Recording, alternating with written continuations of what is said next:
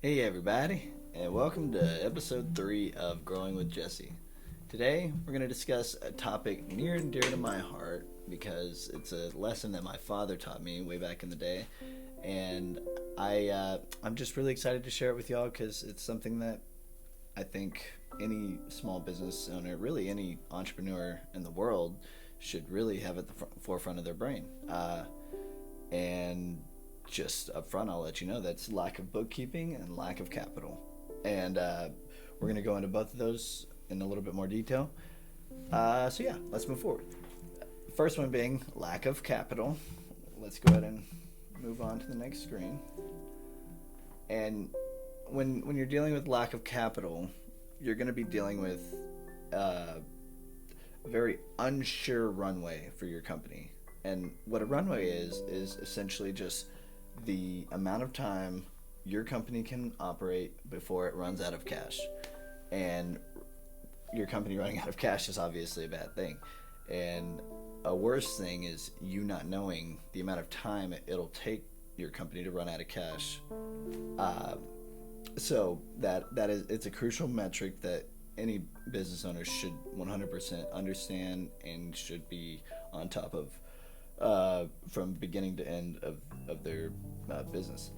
So, with that being said, a lot of times when a business is facing a lack of capital, it's usually due to the fact that there is more overhead than income. And that may seem really simple, and it really is at the end of the day, but it's just addressing the root cause of the lack of capital will obviously assist a small business owner, or really an entrepreneur. I don't know why I keep saying small business owner, but any entrepreneur, because this is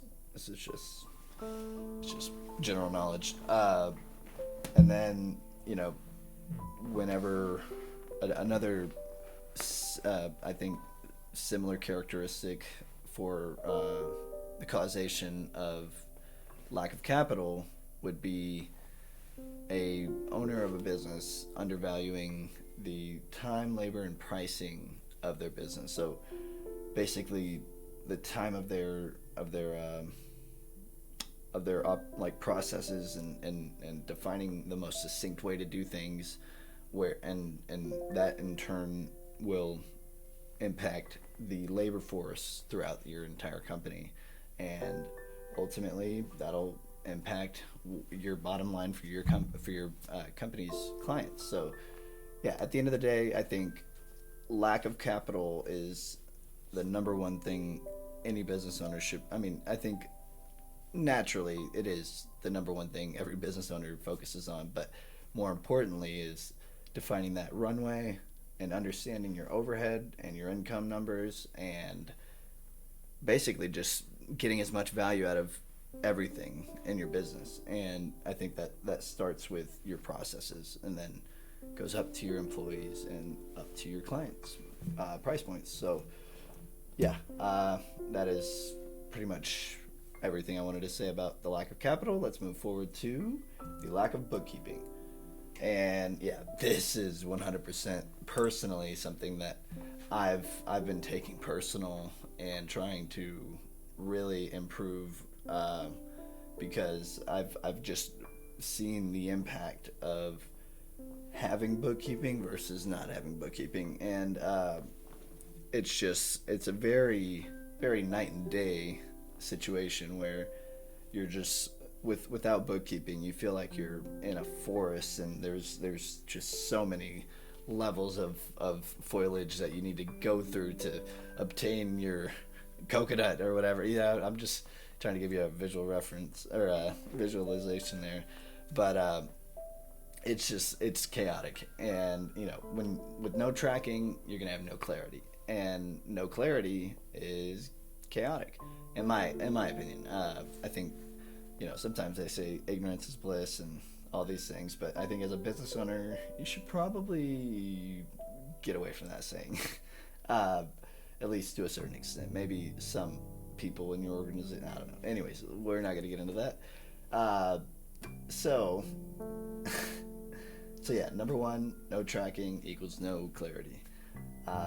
Another thing with without bookkeeping is you're going to be missing a lot of opportunities when it comes to tax write-offs and a lot of tax benefits. And ultimately, if you're not doing good bookkeeping, you're probably going to have less funds, meaning you can't afford a tax advisor or a tax or a CPA. But ultimately, if you can't afford a CPA, you should probably not be in business. But and I say like on an annual basis, not in-house throughout the year. But anyways, the last one being the fact that all of these things create a chaotic environment, and that ultimately creates a stressful environment where it's associated with your finances, and any stress associated with your finances completely dictates your brain. And when it dictates your brain, what is that going to prevent? That's going to prevent the creation of new ideas. And instead of,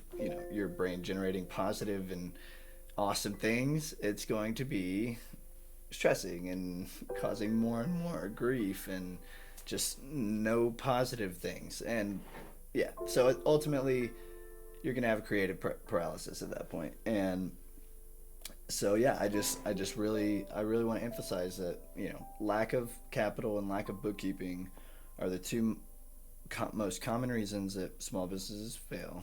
And yeah, I just think that, that's something my father always told me. And that kind of goes into the next slide, which is the fact that business for me is very personal. And I think everybody should definitely take it that way.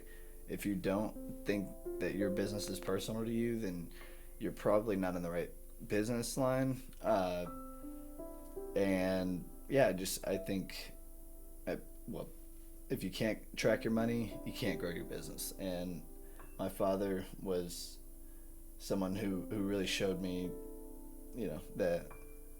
what the value of that looked like. And I honestly, I couldn't thank him enough, because I'm very grateful. And anyways, what are you guys building? What? Give me some insight as far as what it is you have going on in your life. Are you creating some sort of opportunity for somebody? Are you creating opportunities for yourself? Let me know. Share below. All right, guys. I am out of here. Once again, stay positive. Keep growing. Let's have fun. Love you guys. Bye.